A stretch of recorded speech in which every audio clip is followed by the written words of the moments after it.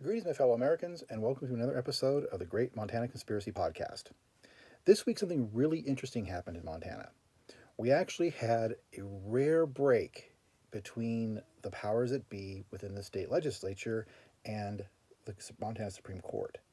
Now, this has been brewing for a little while since the first part of this year, but it really got interesting today because for the first time, and I can think of when, a section of Montana actually went to the federal system and asked for intervention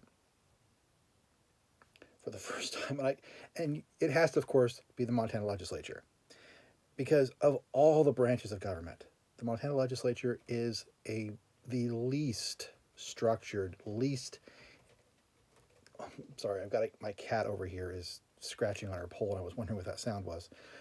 It is the least entrenched group running Montana government. They literally only serve 3 months out of every 2 years, unless they have a special session. So they're normal people. It's called a citizens legislature. They actually get up and take a seat there, and they only serve for 90 days at max, and they get paid like $18,000 if they do the full 90 days just for this, which means basically they're getting paid $9,000 a year for this job. Way under scale of anything imaginable in government work when it comes to actually being one of the three co-equal branches of government. But regardless, they actually sued, or I should say appealed, a decision from the Montana Supreme Court to the U.S. Supreme Court. And I'll get into the circumstances of the situation of how that happened and why. But first, this episode is going to be on the subject of basically checks and balances, the balance of power, separation of powers. The idea is, in order to understand what's going on, you have to understand how this is significant and why it's significant. First of all, separation of powers and American government, for anybody who does not understand this principle, anyone who's an American citizen has had this drilled in their head through civics classes, and I apologize if this is just going to sound redundant, but it's basic, very basic. First of all, checks and balances exist between what we call co-equal branches of government. We have our legislature, we have our executive branch, which is where our president of the United States is, and then we have our judiciary, or our judges, and our courts. In the federal system, checks and balances, and this is going to be a very oversimplification. It's actually a little more complicated than this, but I'm going to go over this very simply just to get the highlights. When the original Constitution was drawn up, it was decided that we need to divide the powers. We can't just have the entire government out every 4 years. We actually have to have segmented and broken down areas to where different levels of government serve different terms of, and it gives, and in doing so, they get different power. They can remain in power longer, they can remain in power shorter, and as a consequence, it was designed to be some kind of a balancing element. So, as a rule, the House of Representatives, which is one half of our legislature, serves 2 years. Every 2 years, the entire House is reelected. Every 2 years. So, and the House of Representatives is represented by population, so we're talking 300 plus people. I'm not even sure how many House of Representatives we have right now. It's insane. For 50 states, we have a whole bunch of people in that room. But then the executive, or the president, serves 4 years. Every 4 years, he has to get reelected, and his senators have to get reelected every 6 years. So it's a staggered 2, 4, 6. And the way they fix it with the senators is basically 1/3 of the senators go up for reelection every 2 years alongside the House of Representatives. So at no point is the Senate chamber vacant. At any given point, 2/3 of the people in that building have been there already. You only have 1/3 at the most, assuming that every single senator gets kicked out and a new person gets in. The most you're going to have is 1/3 freshmen. You could have massive confusion in the House chamber if everybody got voted out at once, because you'd have everybody be a freshman knowing what they're doing. But that's how our founders set it up. And our third branch of government, on the federal level, judges serve their lifetime until they choose to retire, or they're removed through impeachment or some other method. But otherwise, they don't have to go for election. In fact, judges aren't elected at all. Judges are actually appointed, they're nominated by the president, appointed by the Senate, part of the checks and balances. Legislature, the Congress, it passes the laws, the executive branch enforces those laws, and the judicial branch interprets the laws. Legislature has the power to appoint and impeach judges, also has the power to impeach the president and executive members. The executive branch nominates judges, as I said, and the judicial can declare laws unconstitutional. They all act as this trifecta of powers, and they're supposed to be equal and co-equal branches of government. Arguably, the most important of all the powers, the checks and balances, is the congressional oversight. And basically, this is actually a power that does not exist in the Constitution. It is an implied, kind of a common sense power. Basically, it says that the Congress has the power to look into and investigate things because it has to make new laws. So it has to understand what the laws are affecting, whether the laws are good, they're bad, if they're necessary. But it also has the power to impeach, which means they have the power to look into the conduct of the other branches. They have the power to impeach both judicial officers and executive officers, which means they can keep people out of office, but they have to know what they're doing, which means they have to be able to investigate. They have the power to issue subpoenas. They have the power to set up committees to investigate this information, to subpoena witnesses, to draw information. Just like any other standard board of review, the idea is they have this power of oversight. If you've been watching the news, America has been embarrassingly dealing with this issue for years, ever since President Trump was in office, because Congress wanted to look at President Trump's information. President Trump has never wanted to allow anybody to look at his information, and they've been fighting back and forth, even with President Trump leaving office. He's still battling and trying to keep Congress from exercising its oversight authority. He stumped them for 4 years.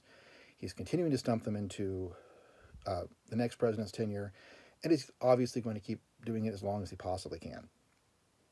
But this, nevertheless, is a very important power of the congressional powers.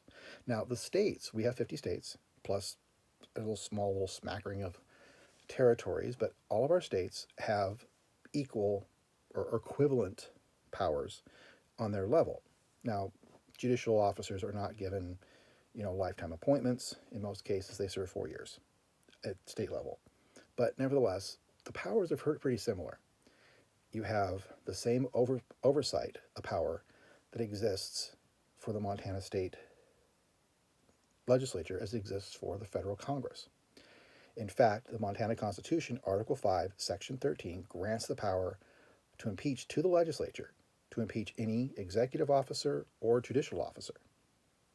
So that power is reserved still within the state Montana Constitution. It is given to the Montana legislature, which is arguably the weakest branch, with the exception of this power. Now, right up front, I'm going to say this right up front, so everybody knows. I don't think I've discussed this in the past. I may have, but just to be clear and make sure I'm clear on this point, I am grossly opposed to lobbyists. I think lobbyists and lobbying in general should be outlawed. I don't think it affects anything to do with a democratic or republic society. It's effectively legalized bribery. If I go up to a police officer on the street and I offer him $20 to look the other way for some crime I'm committing, I'm bribing him. It's a crime. But if that particular officer is running for office, let's say he's running for sheriff, and I go to that officer and I say, hey, here's $20. Would you, not pay attention to my gambling over here? Now, obviously for $20, he's not going to. Let's say $2,000. I will pitch in $2,000 to your election campaign if you agree to not pay attention to my gambling over here. It's no longer illegal. It's allowed. It's permitted by law. But the problem with this also is it sets up a situation where people can give money to buy influence. And of course, what happens when you have people who can give money to buy influence? Only the people who can afford that to buy influence get influence, which means common citizens, 90% of the population, do not have the money to have $2,000 to give to the local campaign to get influence, and therefore they don't get represented by the person that's getting elected into office. If you think people are giving money that aren't buying favor, you really don't understand human nature. Most people back a candidate for two reasons. They back it because they want something from the candidate, or they believe in the ideals the candidate promotes, i.e., still, they're in both situations, they are advancing their own agenda. It's either look the other way, let me by influence, let me get you to pass a law, or it's you represent ideals that I want to be dominant or predominant in society, and therefore I want you in office to exercise those beliefs that I have and that we share. It's primary two reasons why people get elected or people contribute to election campaigns. Then, of course, you have the percentage that just, I'm a Republican and therefore I'm going to support Republicans. And the Democrats, the same thing. I'm a Democrat, therefore I'm going to support Democrats. But still, the vast majority of people contribute for one of those two reasons. So, when you have lobbying as a rule, it gives elite and the financially well-off businesses or organizations influence in government. But we are supposed to have a citizen-based government, not a business, not a wealthy, prestigious monarchy. We're supposed to be a citizen-based government, which means all citizens are equal. All citizens should have equal vote. All citizens should have equal influence. Which means with lobbying and the lobbying practice in general gives the largest percentage of the population no voice at all. You have no influence other than your single vote onto who can and cannot be into office. And that's not much vote power. That's not much influence, because I guarantee these candidates do not get a list of everyone who voted for them and then go down that list and send out Christmas cards. I guarantee it. I mean, that'd be great. Hey, can I get a list of everybody who voted for me? Because then I'd like to send them out Christmas cards. It's not going to happen. No one's ever going to do that. So unless you're giving them money, there's no record of you voting for them. There's no record for you getting influence, and therefore you don't get the ear of the candidate. Wealthy people, wealthy organizations buy influence through lobbying. It should be illegal. Okay? Regardless of whether it is a financial contribution or an influential one, i.e., I hold a position of authority in the community and therefore I can give you an advantage in front of me at the subsequent date. Regardless, the moment you start lobbying from a position of authority and a position of influence, a position of elitism, remember I just did a podcast on elitism, it breaks the mold and it breaks down any concept of equality in a democracy or a republic, regardless whether you want to believe we're a liberal democracy or whether we're a republic or whatever you want to believe. Every aspect, it breaks it down. It doesn't work. It should be illegal. It's illegal in most industrialized countries in the world. America is one of the last holdouts.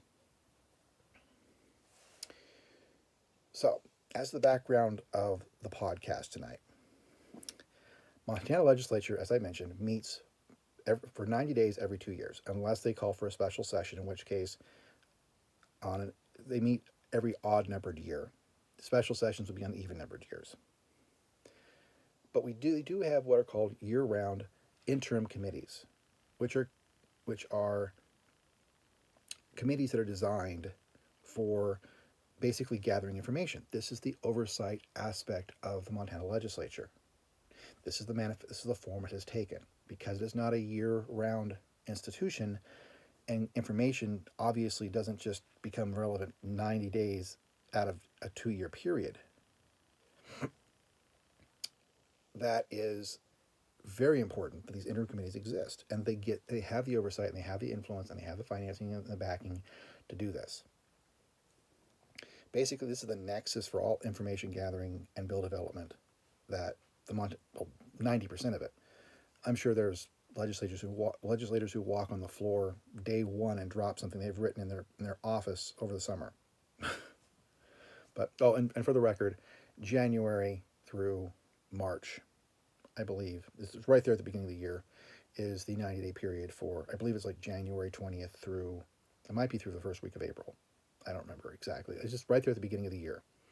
Honestly, it's not, I've lost interest in following the legislature and the day-to-day operations of the government. It just gets depressing after a while when you sit there, you watch all these people who just have no morals and they have complete power over your life. But at any rate, Just to be clear, and if you guys wanted more information, by all means, ask me in my comments, and I'll answer the questions, obviously. But right there at the beginning of the year, we have the Montana legislature that meets for 90 days, and then we have the interim committees that stay in force the rest of the year. Much of the legislature's power and oversight rests here. Well, this last year, they passed a law that did away with a committee. Okay, there used to be a committee, and I'm looking at my notes here. For some reason, I misplaced the actual title of the committee, but it is a committee that was designed to oversee. But I may have actually forgotten to write it down. Silly me. But anyway, the committee's purpose was to oversee the replacement of judges during interim sessions. So if a judge was unable to serve term or was removed from office or something else, this committee served, and of course they were comprised of appointees recommended, one from the governor's office and the rest by the Montana Supreme Court and other district court judges, and they basically sat there and presided over and decided and threw names and to the governor to have nominees and appointees suggested. Of course, the Senate still has to approve nominations, but the governor basically had the power to say, okay, I'm going to go ahead and appoint, based upon the recommendation of the committee, this person to serve in the interim. Well, of course, this 90% of this power rested in the court's hands. The Montana legislature decided that whether it be a good or bad, they wanted to bring it in line closer to the federal model. And the federal model is that the president alone has the ability to choose and select nominees. He doesn't have a committee that meets and he has to follow their recommendations. He makes his decisions. So this new law got rid of this committee and put the governor in charge of the appointments. Now, again, his appointments have to be approved by the Senate, so it's not just a universal, I am all powerful and I get to decide who be judges. But this law was, of course, not well received by many of the status quo judicial officers as they exist, because it takes the power away from the Montana Supreme Court, takes the power away from the judges to basically have a self-contained power structure. Takes away the judiciary has largely been independent and avoiding oversight for a long time. I've commented on in previous videos. Basically, what's going on is now that power has been stripped from them and it's gone straight to the governor. Of course, they don't like it. So what happens is you end up with a group of people who are power hungry against the legislature, which are basically common citizens. You have entrenched government against people who just do this 3 out of 24 months. And as I said, you start dealing with the greed. You start dealing with the power. You start dealing with the people who think they are the ones who should be in control. Well, the legislature got wind of something that was going on. They got wind that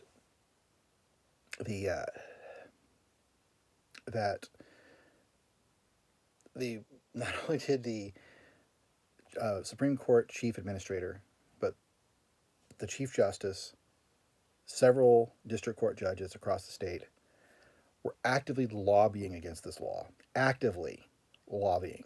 Very vehemently, aggressively acting against this law, trying to make sure this law did not get adopted. The Montana legislature got wind of this, and they formed something called the Special Select Committee on Judicial Accountability and Transparency. And it has become an interim committee since the close of legislature. Now, just to be clear, by the way, I did find in my notes it is called the Judicial Nominating Commission, was the committee I couldn't think of the name of. But this basically said that Governor Greg Gianforte has the power to choose his own nominees. He doesn't have to have recommendations from what is largely a judiciary body. The judges were basically making the recommendation for what judges they wanted to be appointed. No oversight, no checks and balances. And then they would pass that name up, and the governor was forbidden to choose anybody who was not on the list of recommendations. So this new law basically put everything in line with what is the federal standard. But corrupt people don't like losing power. So they were pitching, they were nominating, they were polling the judge, they were polling judicial officials, they were lobbying for this law to not be passed. It passed. They weren't happy. Montana Supreme Court found, or the Montana Legislature found out about this. They found out that the Supreme Court Administrator Beth McLaughlin was emailing on behalf of the Montana Supreme Court all these other judges, and basically they believed there was a coordination through her office. So they subpoenaed her records. They wanted her emails. Oh, coincidentally, I've deleted all my emails. Now, mind you, there are rules in the Montana Supreme Court. They're not supposed to be deleting their emails. They're supposed to be preserving them. So this raised a number of red flags, apparently, in the legislature. And they actually went to the state's Internet Tech Division and subpoenaed them for the deleted records. And they complied. They said, okay, we'll cooperate and release the records. On July 14th, the Montana Supreme Court issued an order rejecting the subpoenas. It ruled that the sole authority to oversee any court official rested with the Judicial Standards Commission, which is a standard commission set up and operated by the Montana Supreme Court. Translation: no one can oversee us. The legislature has no oversight on our officers or anybody. The sole authority to oversee us rests with a standards commission that we appoint.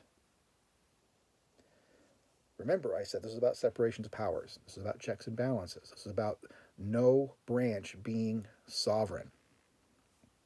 It is about these people actually being held in check by other agencies, other branches of government. The Montana Supreme Court ruled that they alone essentially had the authority to oversee themselves. We've already talked about this. If you go back on my other podcasts, I talk about this extensively, about how the judges often oversee other judges, lawyers oversee other lawyers. It is like a secret cabal within our government, and particularly corrupt in Montana. Oversight rests in the checks and balances of other branches, not within the same branch. It's like even when a police officer is supposed to be doing wrong, they're supposed to have internal affairs department, a separate division that has no affiliation, no association with the actual department, other than to investigate issues against these officers. Montana, of course, Kalispell doesn't have that. Flathead County Sheriff Department doesn't have that. They investigate their own issues. And this is an example of how it works in Montana, the Good Old Boy Network. The judges judge themselves. There is no oversight. And this is a direct case where the Montana Supreme Court has said, I don't care what the Constitution says. We alone get to decide whether we've done something wrong or not.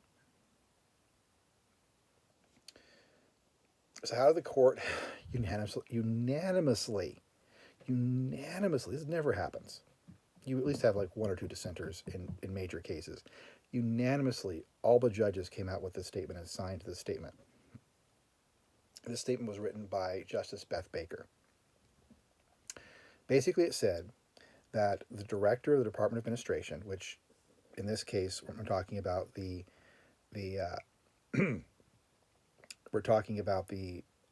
state's Internet Tech Division, which is a branch of the Department of Administration. quote, failed to consider the significant confidentiality and privacy interests implicated when she began her blanket release of the entirety of McLaughlin's emails, end quote. Also said that did not notify McLaughlin of the subpoena.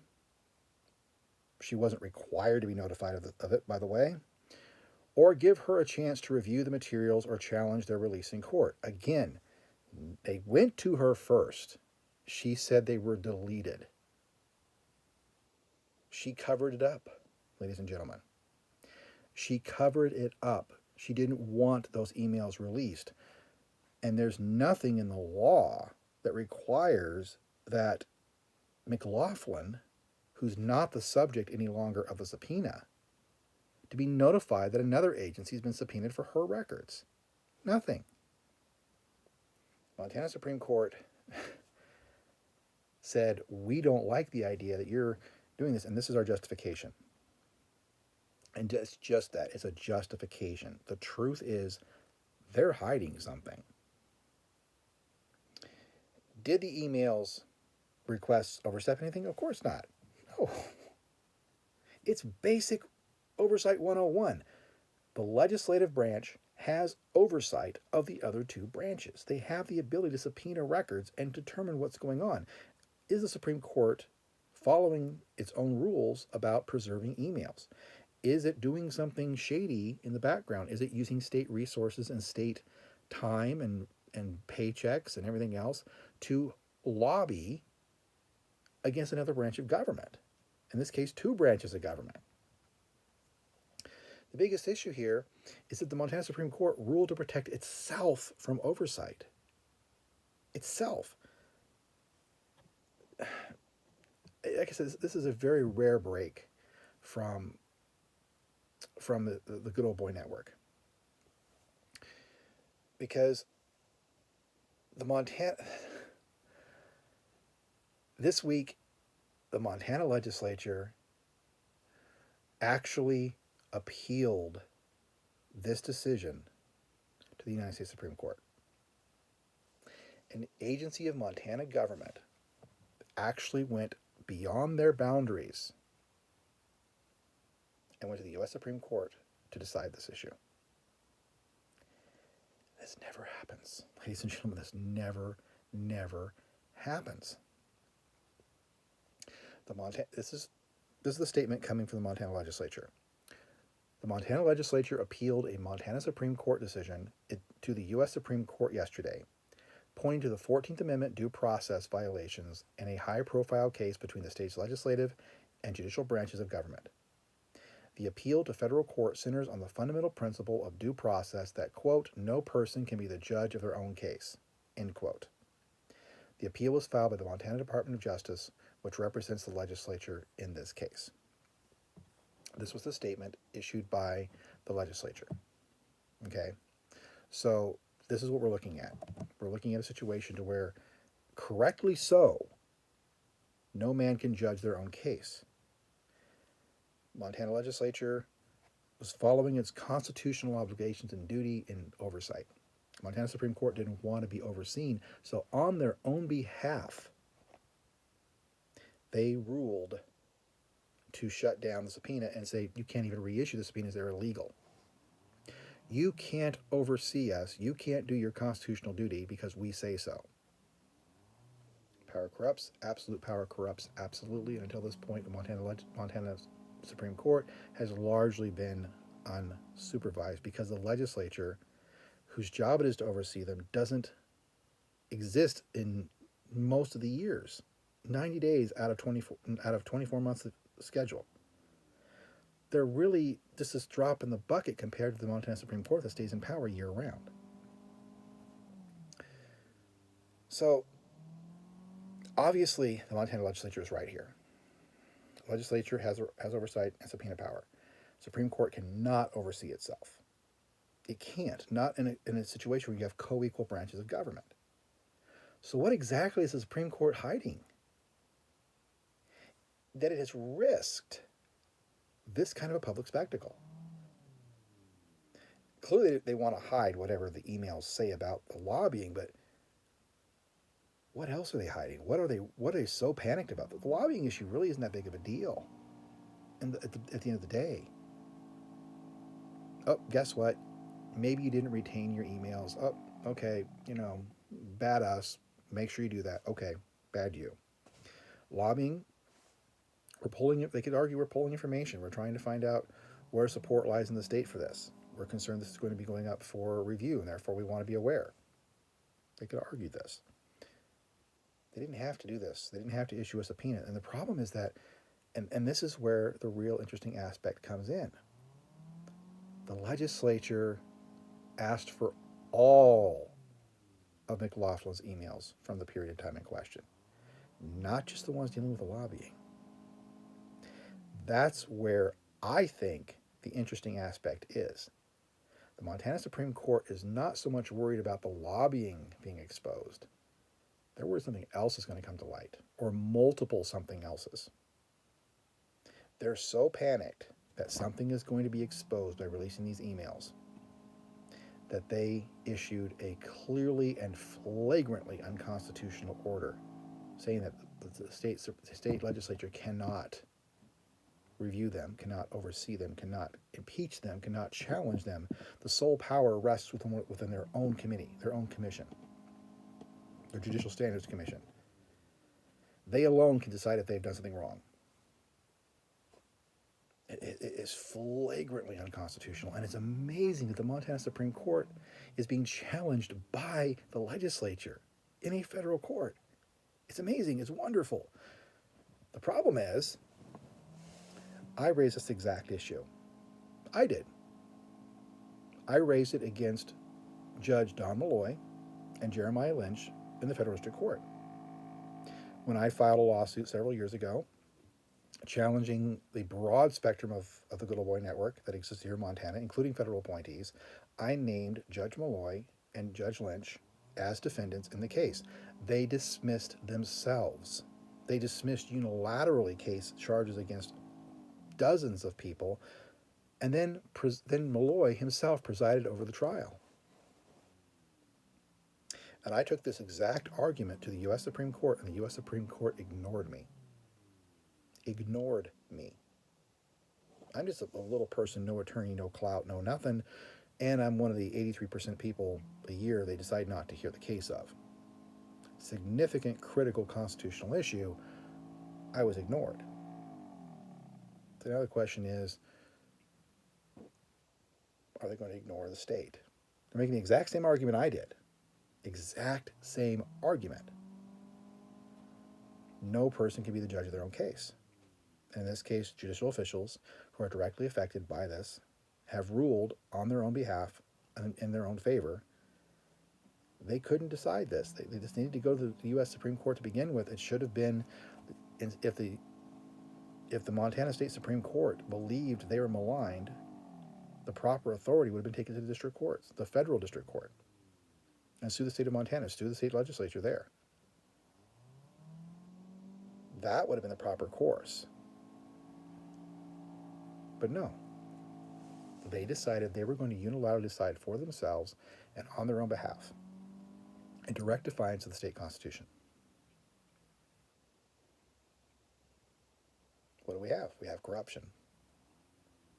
We have a corrupt authority that does not want to yield its corrupt authority. And so it committed more corrupt acts to do so.